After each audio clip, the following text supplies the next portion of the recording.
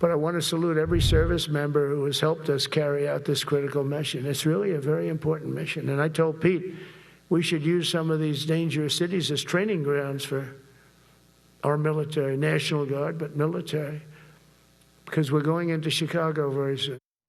That was President Trump speaking to a gathering of the country's senior military leaders today. Los Angeles and Washington, D.C. have already seen National Guard deployments, and now more cities are bracing for troops arriving on their own streets. Homeland Security correspondent Nicole Sganga joins us now. Nicole, good to have you on. So you have some new reporting about the federal government's plan for Memphis, Tennessee. Where do things stand there?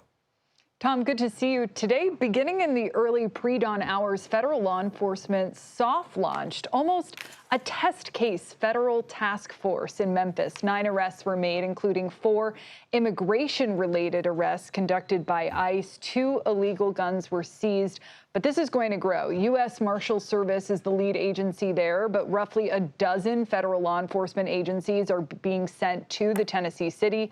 Think FBI, ATF, DEA, CBP, ICE, even, get this, agents from the IRS and the HHS Inspector General's office, plus more than 200 state and local law enforcement officers were deputized this week by the Marshal Service to support the federal task forces on the ground, and an additional 200 members of the Tennessee National Guard will be deployed as soon as next week. They will not be making arrests, and in that way, the federal task force in Memphis is going to look like the one in Washington, D.C. Street patrols, drug and weapons arrests, warrant sweeps. It's unclear just how many law enforcement officials will make up this effort, but D.C.'s very similar effort saw about 3,000 boots on the ground. So, of course, that's something we're anticipating, but the president has hinted at further expanding his use of federal and local resources in other cities as well. So what communities might be next?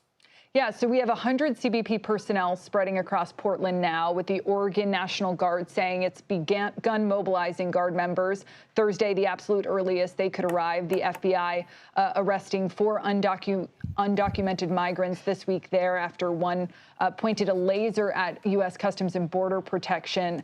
In Chicago, Illinois, Governor Pritzker said yesterday that DHS notified him of a memo sent from DHS to DOD requesting the deployment of 100 military troops to Illinois in order to protect ICE personnel and facilities. Nicole Sganga, we know you'll stay on top of things. We appreciate your time. Thanks for coming on. Thank you.